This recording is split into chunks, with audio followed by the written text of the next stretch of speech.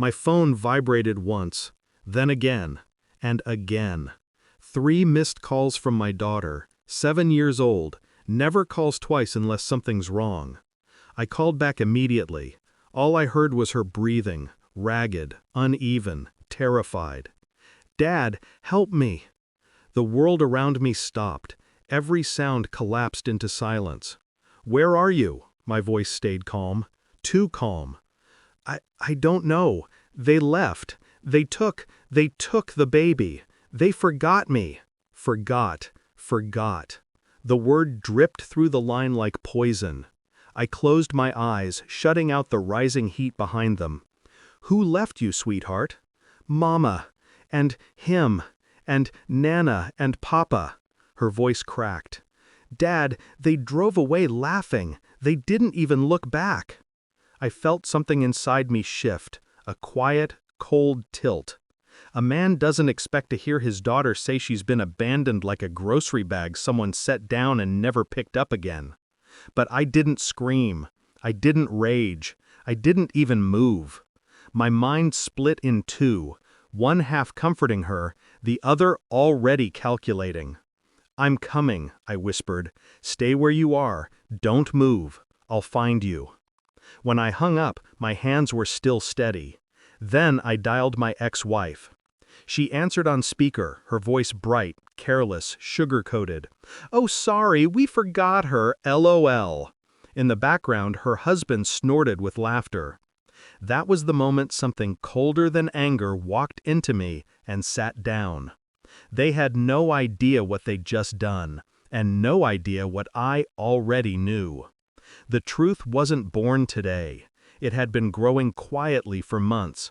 Shadows behind smiles, hesitation in her voice, excuses too light to catch, but too frequent to ignore. My ex-wife had always been impatient, easily irritated, especially with our daughter. But after she remarried, something changed.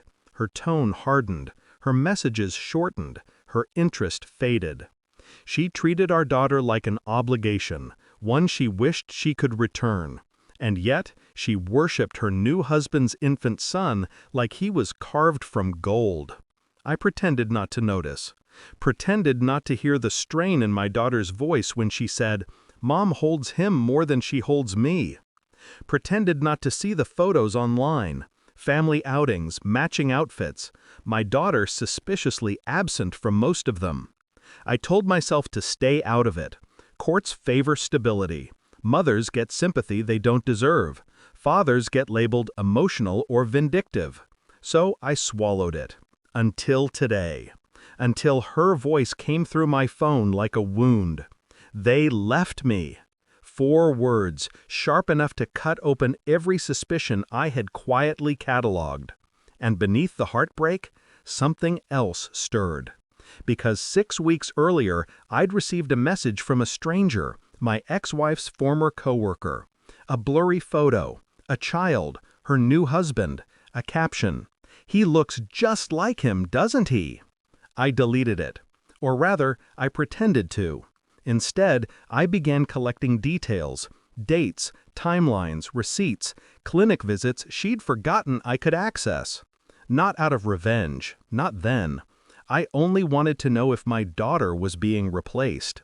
Today proved the answer. And now, the truth wasn't something to quietly archive. It was something to use. I found my daughter in a field near the picnic site, sitting on a rock, knees tucked to her chest. Her cheeks were stained with tears, but when she saw me, she forced a smile. That smile broke something I didn't know I still had. "I'm okay, Dad," she whispered, even though she wasn't. I wrapped her in my jacket, picked her up, and carried her to the car. She fell asleep before her seatbelt clicked. From that moment, I stopped reacting emotionally. I started moving strategically. First, I checked timestamps. Her call, their departure, their social posts. A 26-minute gap between the moment they left the site and the moment they realized she wasn't with them. No parent forgets their 7-year-old for 26 minutes. Not unless forgetting her is easy. Then I opened the lockbox under my bed. The one my ex-wife didn't know existed. The one containing the documents I'd quietly collected. Clinic appointment logs, phone GPS history, insurance statements she forgot still connected to my login. Screenshots of messages between her and her new husband where they planned their fresh start. And one line that burned like acid. Once custody shifts, it'll be just us and our son. No drama. Our son. Not hers, not mine. Theirs. The child conceived before our divorce. The child she insisted was not the reason she left me. The child she swore was born after. I didn't storm into her home, didn't call her names, didn't threaten. Instead, I printed everything neatly, organized, chronological, undeniable. Then I scheduled a meeting with my attorney and filed a motion for emergency custody. Not temporary, full. By the time my ex-wife realized what was happening, the judge had already reviewed the evidence. Her laughter from earlier that day echoed behind my eyes, carefree, dismissive. She had no idea the world she built on lies had already begun to sink. She showed up to the courthouse with her husband, looking annoyed, like this was an inconvenience, like I was an inconvenient. "Really?" she scoffed. "You're blowing this up because we forgot her for a minute?" "A minute?" I repeated quietly. She rolled her eyes. The judge entered. The room shifted. My attorney handed over the file, thick, heavy, impossible to ignore. I didn't look at her while he read through it. I didn't need to. I felt her confidence draining with every page he turned. Clinic records confirming prenatal appointments during our marriage. Insurance statements showing prescriptions she hid. Messages proving she strategized removing our daughter from her life. The picnic photos posted after they drove off. 4 smiling faces. My daughter, not among them. Her husband's breathing turned shallow. My ex-wife whispered, "What? What is this?" Finally, I looked at her. "The truth," I said. She tried to speak, stuttered, failed. The judge asked, "Is any of this inaccurate?" Her face collapsed. "No, but..." No excuses came. Her husband stared at her like he was seeing her for the first time and not liking what he saw. For the first time in years, I felt nothing. Not anger, not satisfaction, just clarity. When the judge granted me full custody, my ex-wife didn't shout. She broke, quietly, completely. "This isn't fair," she whispered. "It's accurate," I replied.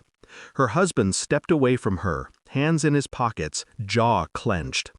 Distance forming between them like a crack spreading through glass. She reached for me, ridiculous, pathetic. "Please, don't do this." I leaned in slightly. "I didn't do anything. You did." No raised voice, no cruelty, just truth, sharp enough to cut her open. "And you laughed," I added, while she cried. The words hit her harder than any scream could. She sank into the chair, trembling. Her husband walked out, didn't look back. Her parents ignored her as they followed him. She was alone before she realized she'd been left. Forgotten, just like she forgot our daughter. The symmetry wasn't intentional, but it was perfect. I drove home with my daughter asleep in the back seat again. Safe, warm, loved. She didn't know what happened in that courtroom. She didn't need to.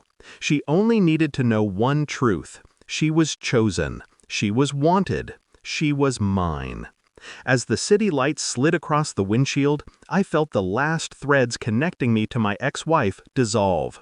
No anger, no nostalgia, no pain. Just absence. A clean, cold vacancy where she used to live. People think revenge is loud, explosive, chaotic. They're wrong.